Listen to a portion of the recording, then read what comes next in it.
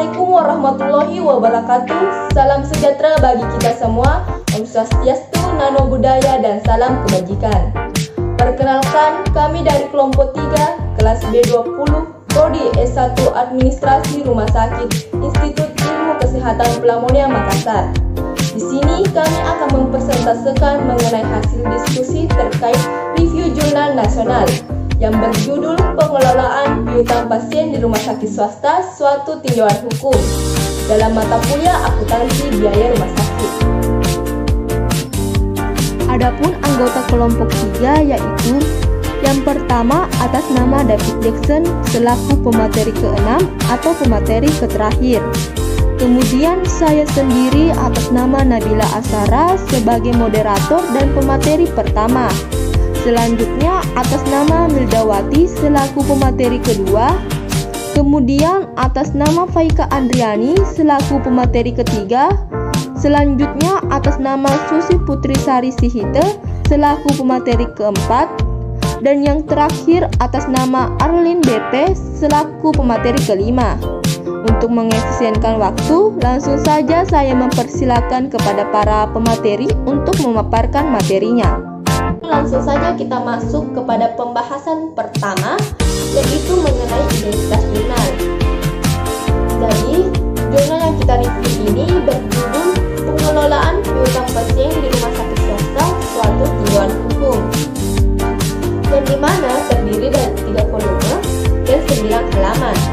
Terbit pada tahun 2019, terdiri dari 3 penulis, yaitu Priscilla Glory Valencia Jonathan, Eva Leila Fatria, dan Kartika Sri. Kemudian pendahuluan. Rumah sakit sebagai suatu perusahaan dalam menjalankan usahanya diharapkan tidak hanya memperhatikan atau mencari keuntungan sebanyak-banyaknya, tetapi berpedoman dalam menjalankan asas etikat baik, yang dimana sesuai pada pasal 1338 ayat 3 pada Kitab Undang-Undang Hukum Perdata atau selanjutnya disebut KUH Perdata, yang dimana menyebutkan bahwa perjanjian harus dilaksanakan dengan etikat baik, kepatuhan, kewajaran, dan kesusilaan atau penilaian atas sesuatu yang baik dan sesuatu yang buruk. Kenyataannya, fungsi sosial dan etikat baik rumah sakit ini sering disalahartikan oleh pasien yang menuntut hak atas pelayanan kesehatannya, dipenuhi tanpa mempertimbangkan kemampuan finansialnya untuk memenuhi kewajiban pembayaran imbalan jasa pelayanan medis yang diterimanya.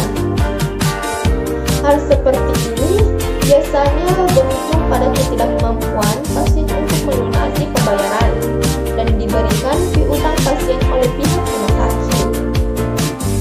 Selain karena hal tersebut, terkadang piutang pasien terjadi akibat kesalahan perhitungan estimasi biaya pelayanan kesehatan yang membuat pasien tidak mampu melunasi biaya medis seketika. Piutang pasien, terutama piutang pasien yang tidak mampu, tentu saja menimbulkan persoalan tersendiri. Rumah sakit sebagai lembaga kemanusiaan sangatlah tidak lazim apabila harus melakukan penagihan biaya perawatan pada pasien kurang mampu. Namun di sisi yang lain, apabila kejadian seperti ini dibiarkan terus-menerus, tentu akan menimbulkan kerugian bagi pihak rumah sakit. Baik, terima kasih atas kesempatan yang telah diberikan kepada saya. Saya akan melanjutkan materi yaitu tujuan penelitian. Untuk mengetahui bagaimana pengolahan piutang pasien di rumah sakit swasta menurut hukum di Indonesia. Adapun tinjauan pustaka yaitu pada Undang-Undang Nomor 44 Tahun 2009 tentang rumah sakit atau selanjutnya disebut Undang-Undang Rumah Sakit, mengatur bahwa setiap rumah sakit baik privat atau yang berorientasi pada keuntungannya maupun publik wajib menjalankan fungsi sosialnya. Piutang pasien umum atau self-hire adalah piutang pasien yang tidak dijamin oleh pihak ketiga tetapi menjadi tanggungan pasien sendiri atau keluarganya. Pada Undang-Undang Rumah Sakit telah menegaskan bahwa rumah sakit mempunyai hak untuk menerima imbalan jasa pelayanan dan pasien mempunyai hak untuk memberi imbalan jasa atas pelayanan yang diterimanya.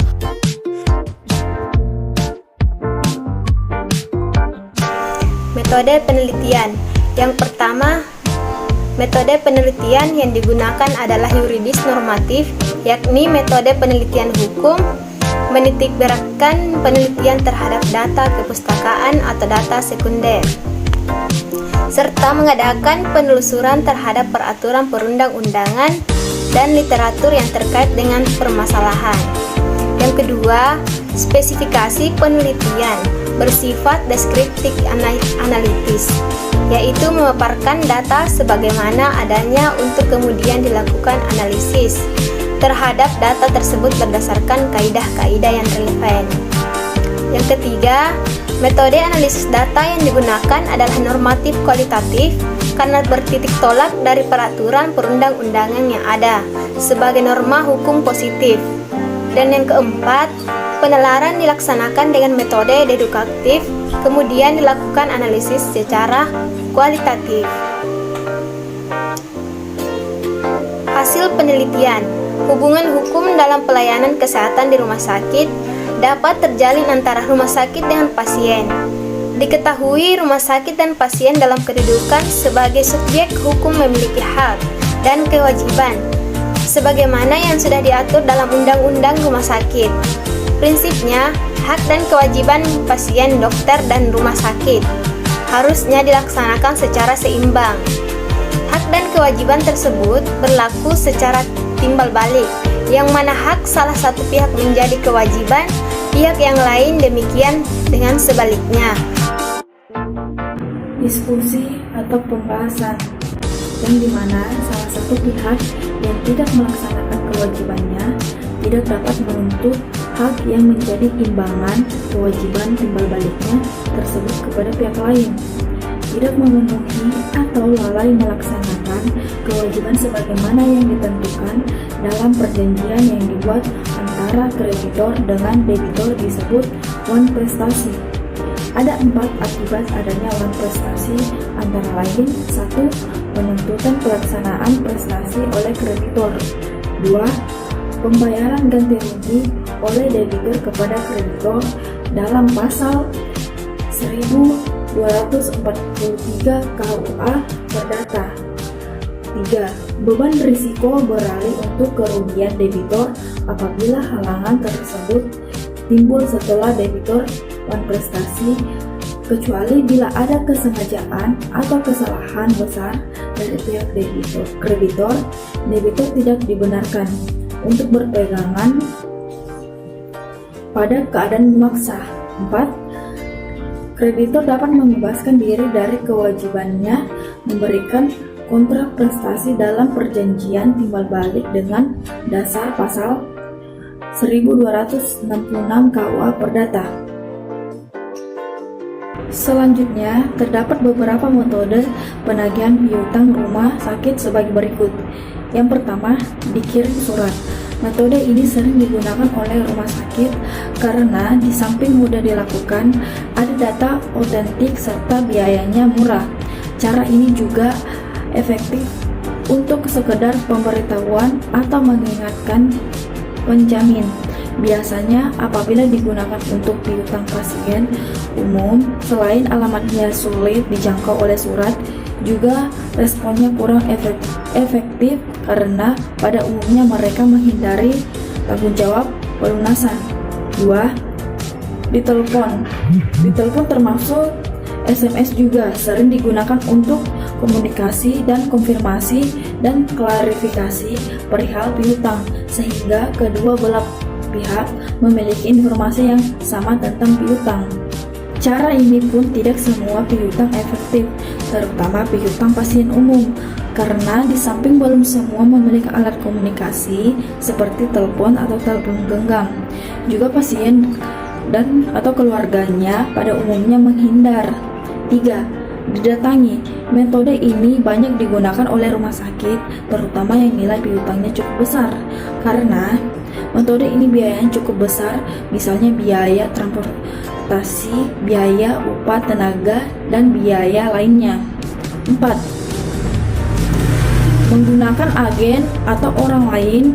Banyak cara untuk mengumpulkan piutang dengan menggunakan agen atau orang lain, misalnya menggunakan debit kolektor, kerjasama dengan bank yang memiliki jaringan luas ke pelosok, dan sebagainya. 5. Tindakan secara hukum. Bagi debitur yang tidak memenuhi kewajibannya sampai jauh melampau jatuh tempo, maka biasanya diselesaikan secara hukum. Saya akan melanjutkan materi dari diskusi atau pembahasan. Imbalan jasa dapat diperingan atau sama sekali dibebaskan, misalnya dalam kondisi biaya pengobatan seluruhnya terlalu besar untuk pasien karena penyulit-penyulit yang tidak terduga, biaya pengobatan jauh di luar perhitungan. Keringanan biaya rumah sakit diserahkan kepada kebijaksanaan pengelola rumah sakit. Oleh karena itu, setiap rumah sakit diharapkan memiliki peraturan internal atau hospital by law tertulis mengenai pengambilan keputusan dalam pengelolaan piutang pasien seperti ini. Berikut kesimpulan yang dapat ditarik dari materi tersebut, yaitu dalam pengelolaan piutang medis di rumah sakit swasta, rumah sakit perlu menyatakan secara resmi peringatan kepada pasien bahwa rumah sakit menghendaki pembayaran seketika. Namun, apabila prestasi berupa pembayaran seketika tersebut tidak dapat dilakukan, rumah sakit perlu memberikan waktu yang pantas bagi pasien untuk melunasi pembayaran imbalan jasa medis tersebut disertai pemberian sepucuk tanda piutang. Mengingat rumah sakit mempunyai fungsi sosial dan bahwa imbalan jasa medis bersifat tidak mutlak, rumah sakit dapat memberikan pembebasan uang seluruhnya atau sebagian dengan mempertimbangkan kemampuan finansial pasien. Rumah sakit yang melepaskan haknya untuk menagih piutang kepada pasien harus melakukan hal tersebut berdasarkan keputusan pihak manajemen atau direksi rumah sakit dengan meminta persetujuan dari pihak pasien yang bersangkutan. Rumah sakit dapat menggugat pasien yang mengakibatkan kerugian apabila tidak dijumpai adanya itikat baik sejak awal dilakukannya perjanjian. Terima kasih saudari moderator yang telah memberikan kesempatan kepada saya untuk melanjutkan materi ini. Dalam penelitian pada review jurnal nasional, manajemen piutang di rumah sakit memiliki keterbatasan. Salah satunya kurangnya narasumber, sehingga kurangnya informasi mengenai penelitian tersebut. Next.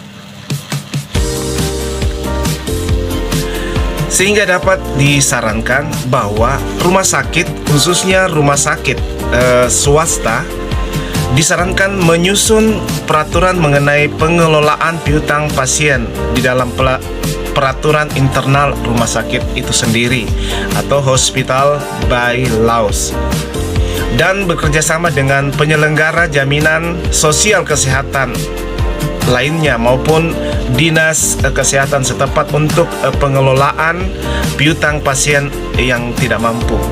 Terima kasih, saya kembalikan kepada moderator. Demikianlah persentase dari kelompok kami mengenai review jurnal nasional tentang pengelolaan piutang pasien di rumah sakit swasta suatu tinjauan hukum. Kami ucapkan banyak terima kasih kepada dosen pengampu kami, yaitu Ibu Sriani Widarti SK